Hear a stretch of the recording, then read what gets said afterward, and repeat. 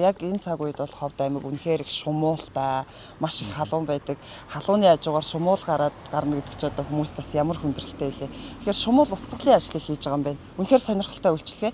Яг мэргэжлийн одоо 4 залуу хамтраад тусгай зөвшөөрөлтөй мэргэжлийн байгууллагыг үүсгэн байгуулад за Ховд аймагт шумуул устгалын ажлыг хийгээд одоогоор нэг 30-аас 40 одоо иргэд аж ахуйн нэгж байгууллагуудад бол хүрч ажиллаад байгаа юм байна. Яг өнөөдөр энэ Ховд аймгийн төв талбайн хэсэг болон за одоо энэ нийтийн эзэмшлийн хэсэг төв талбайгаас дээшээ явсан зам дагуу моднуудад шумуул устгалын үйл ажиллагаа хийж байхдаа бид бүхэн таарлаа. Тэгээд энэ үйлчлэгээнийхээ талаар ярихгүй юу?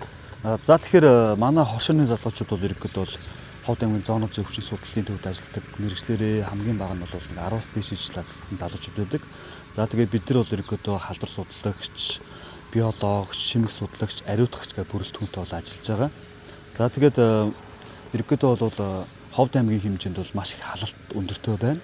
За тэгээд сая бол нэг бараг 38-аас дээш градус саллаа. За энэ орчинд бол гэх юм бол шумуулны үржих айтаа тухтай орчин бол нэлээд бүрддэг байгаа. Орой үчийн цагаар гарч ирээд нэг сайхан 50 орчинд бас нэг байчмаар байгаа шүү дээ. Тэгэхээр бид нар бол энэ нөхцөлийн бүрдүүлье гэдэг үүднээс бол ард иргэд албан байгууллагад бол ингээ шумуул устгал тэгээд үүнийгээ дагалдуулаад гэх юм бол ногоон байгууламжийн хортон шавж бас дагалдаад бас устгахын ажлыг зохион байгуул явж байна. Танаа мэдээллийг ер нь сошиалаас харсан л та. Тэгээд сошиалаас яг харж байхад өөрсдөө шумуулынхаа устгалыг хийчихэд дотор нь бас уцаа тайлаад орж туршиж үзээд хийсэн.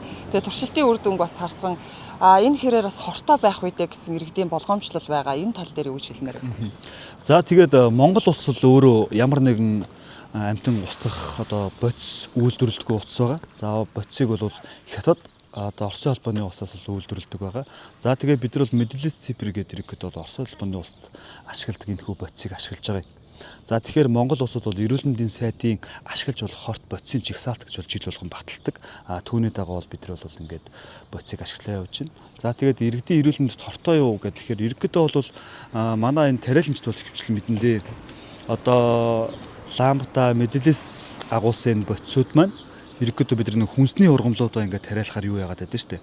Одоо хортон шавж навчийн дээд өгдөг. Тэгээ бөөснүүд гэх юм бол бас навшин ингээд устгаад байдаг. Тиймэрхүү одоо ургамалд хэрглэж болдог бодисыг бид нар сонгож авсан байгаа. За тэгэхгүй болохоор ерөнхийдөө бол ондоо төрлийн бодисыг бол сонгочих юм бол арай илүү хор хөндөөлт нь өндөр байсан учраас ингээд яг иргэдийнхээ эрүүл мэндийг ботсон иймэрхүү бодисоо сонгож авсан байгаа. Устгасны дараа бол шумуул дахиж энд бий болохгүй гэсэн үг үү?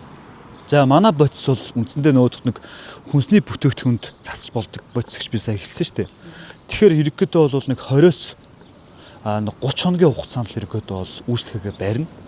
Тэгэхээр бол миний бол ажиглаж байгаагаар бол ерөнхийдөө одоо нэг 8 сарын дундуур гэж эхлэхээр чинь шумуулных нь үйлчлэл нь буураад ерөнхийдөө багасаад одоо нөгөө нэг ялаа бужигнаа гараад ирдэ шүү дээ, тийм ээ. За тэгэхээр бол ерөнхийдөө энэ хугацаанд бол одоо шумуулны идэвхтэй өндөр пик үе нь бол багасчнаа л гэж үзэж байгаа. Тэгэхээр одоо бол яг хуу мод тэгээд айлуудын хашаа гэдэг энэ өмөр газруудад бол та бүхэн устгалуудыг хийж ин л та. Яг буянт гол гэх мэтчлэн задгаа талбайд шумуул устгалыг хийх боломж бий юу? Над руу бол яг буянт голын лагер дээр зогсож байгаа айлууд бол маш их хэмжээгээр залгаж байгаа. Би бол нөгөө нэг рил дээрээ ч гэсэн хэлсэн байгаа буянт гол дагуу бол би ямар нэгэн байдлаар бол тусалж бодис цацахгүй гэдэг. Яагаад тэгэхээр чинь бас нөгөө нэг биологийн олон янз байдлыг бас хамгаалах талаас бид нар бол мэрэгжлийн хүмүүс бол мэрэгжлийн өндөр ёс суртахуун гаргадаг байх хэвээр. За тэгэхээр одоо буянт голын сав ай сав дагуу бол бид нар бол ямар нэгэн бодис цацж болохгүй. Тэр манай буянт гол дагуу гэх юм бол тэр айлууд энэч газар биш, бид нар энэч газар биш тийм ээ. Тэгэхээр ямар нэгэн иргэнч хүртэл өөрсдөө хүсэлтээр буянт гол дагуу ямар нэгэн бодис цацуулах хориотой байгаа. Тэгээд бол өөрийнхөө бол 0 хашаандаа бол иргэн өөрийнхөө хүсэлтээр дураараа хийлгэж болно. Бид нар тэгээд ерөнхийдөө одоо нэг 50 орчим айлт хийгээд байна. Одоо гомдол момдол гарсан зүйл байхгүй. Яагаад тэгэхээр яг ингээл цацаал одоо ингээл мод бутны одоо энэ шиг ингээл цацах юм бол энд ингээл шумуул бүргээ гараад ирж байгаа байхгүй.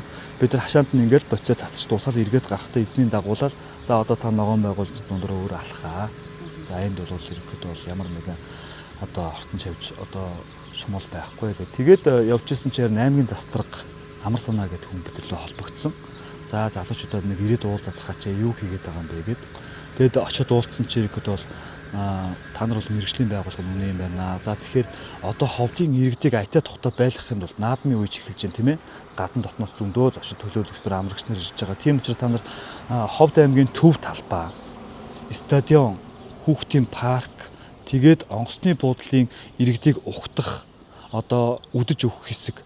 Тэгээд төв номингийн орчмоор ингээд одоо энэ шумуул устгахлынхаа ажлыг хийгээд өгөөч гэх хүсэл тавьсан. Тэр хүсэлтийн дагуу одоо бид нар ингээд ерөнхийдөө төв талбайхаа ажлыг өнөөдөр өглөө 5 цагаас хийж эхлээд одоо бараг ингээд талтаа ороо явж байна. Зөвхөн төв талбайг шумуулгүй болгохын тулд бид нар бол радиусаа бол арай томоор авч байгаа. Одоо энэ төв номын сангаас тэгээд дээдлийн цэг гэх юм бол гигант дэлгүүрээс жоохон дээдлэлтэн. Тэгээ уртлын захын цэг гэх юм бол одоо ардын намын байр, тэр хөгжин драмын театр, доотлын захын цэг гэх юм бол тэр Кинг ресторанаас наашаа ч юм уу ийм радиусыг сонгочж одоо төв цэг одоо талбайг нь бол шумуулгүй болгож байгаа. Шумуул мэдээж бидний хор цацаагүй хэсэг газраас бол өнөөдөр орой гараад ирнэ. Үндсэндээ 1-2 өдөр бол гарч ирнэ. Тэгэхээр нөгөө төгтөг гарч ирээд бидний ногоон байгууламж хор шингээсэн газар руу ерөнхийдөө 2-3 өдрийн дотор ерөнхийдөө ингээ буухад 3 дахь өдрөөс эхлээд бол ямар шумуулгүй болоод эхэлнэ гэсэн үг. Өнөөдөр бол бид нар бол нэг 80% бол устгал хийж нэ гэсэн үг байхгүй. Одоо бороо хуур ороод ч юм уу байгаль бас угаагдсан шүү дээ. Тэгэхээр та бүхний цацсан хор угаагдаад эргээд нөгөө шумуул өсөх нөхцөл бүрдэнэ гэсэн юм зүйл байх уу? Гэхдээ ерөнхийдөө бол тодорхой хэмжээнд саармагчна. Гэхдээ бас хитрхи бас урт үргэлжилсэн бороо орохгүй бол бидний цацсан боцыг бас бороо маань өөрөө ингээд байгальд ингээд тараагаад нийлэгхүүд нь шингээгээд өгчдөг байгаа. Тэгэхээр бол эхний нэг ганц 2 өдрийн нэг шиврээ бороо бол манай боцонд бол нөлөөлөх байдал нь бага. Түүнээс урт удаан хугацаанд бол үргэлжлэх юм бол мэдээж нөлөөлөд угаагдаад урсаад одоо нэг аль нэг газар руу урсаа явчих байхгүй. Тэгэхээр сая бас бид нар чинь ажлаа эхэлснээс хойш нэг 4-5 он ч тийм. Тэгэхээр чин сая нэг хүчтэй бороо орлоо. Тэгээд бид нар санаа зовоод бас нөгөөх нэг шумуул устгасан айлуудаараа тойрж үзлээ. Тэгсэн бол өглөө ингээд босоод ирэхдээ шумуул байхгүй байна. Танаа санаа зоволтгүй үр дүн хадгалагдсан хэвэр байна л гэсэн мэдээлэлүүд ирж байна. Тэгэхээр шумуул устгал хийх хүсэж байгаа айл өрх албан байгууллагууд бол байгаа. Тэднэрт хандаж юу гэж хэлмээр энэ шумуул устгахад яг тодорхой хэмжээний цаг хэрэгтэй. Одоо жишээлбэл өглөө оройны яг эд бүжгэндэг үеэр устгах хэрэгтэй юу? Эсвэл одоо цаг харгалзахгүй хизээл бол хизээ дуудаад устгах боломжтой юу? Хэрэгтээ хоочр бол ихтэй байгаа. Бид нар бол хүчрэхгүй байгаа. За нэг өдөрт нэг ихтлэгээл нэг 10 айлтал үйлчилж байна. Тэгээд цаг үнэхээр хэрэгтэй. Бид нар нөгөө нэг орой шумуул бужигнахаас өмнө яг ингээд устгачих юм бол шумуул нэг хэвтэр дээрээ байхдаа устчихдаг байхгүй. Тэгээд нөгөө орой бужигнж яхад нь устгах юм бол бид нар ямар агаарлуу цацалтай байна шүү дээ, тийм ээ. Буцаад бидний хор шингээсэн газар руу бол бууж ирээд өгтлээ бол тодорхой хугацаа шаардна. Тийм учраас ерөөдөө нэг орой нэг 17 цагаас өмнө устгахлынхаа ажлыг хийж өгдөг гэдэг үр дүн бол өндөр байгаа. Дээрээс нь эхлэхэд бол би ч өөрөө мэрэгчлэрээ ойролцоогч нэг 12 жил ажиллаж шим судлаач хүн байхгүй. Аймгийг бол ерөнхийдөө жарлан цумын төвийг ядаж нэг зуны улирал шумуулгүй байх арга хэмжээг бас авах талаас нь бол ерөнхийдөө бол нэлээд судалгааны ажлыг хийж байгаа. Аймгийн застрагч гэсэн бол жишээ бол цаашаа бол судалгааны ажлыг үргэлжлүүлээд дараа жил гэхэд арай нэг ондоо шийдлэр цар хүрээ томтоогоор иймэрхүү ажлыг бас оруулаад ирээч, санаачлаач гэсэн хүсэл тавьсан байгаа. Нууц биш бол хэдэн төгрөгөөр одоо шумуул устгахлын үйл ажиллагааг явуулах вэ? За ямар хаягаар, ямар утасны дугаараар та бүхэнтэй холбогдох вэ? Нууц бишээ биш. 07 газарт бол бид нар нэг 150 орчим мянган төгрөгөөр устгал хийж байгаа. За тэгэхээр нэг боцных нь үнэх юм бол нэг ойролцоогоор 60 орчим мянган төгрөг болж байгаа. Тэгэл хамгаалах хувцас хэрэгсэл, тэгэл одоо машин техник, бензин шатах ингээл зөндөө асуудал гарч байгаа шүү. Бид нар яг нэг айлаас нэг 50 орчим мянган төгрөгийн ашиг олно гэсэн үг байхгүй юу? Дөрвөн залуу дундаа хийхэд иймэрхүү л байна. Тэгээд ерөнхийдөө та бүхэн бол за тэгээд 8812 8874 гэдэг миний утасны дугаар байгаа. Ийшээ холбогдоод бол мэдээлэл авч болно. За баярлалаа. Амжилт хүсье. За баярлалаа. Шумуулгүй болгоорой. Тэгээ.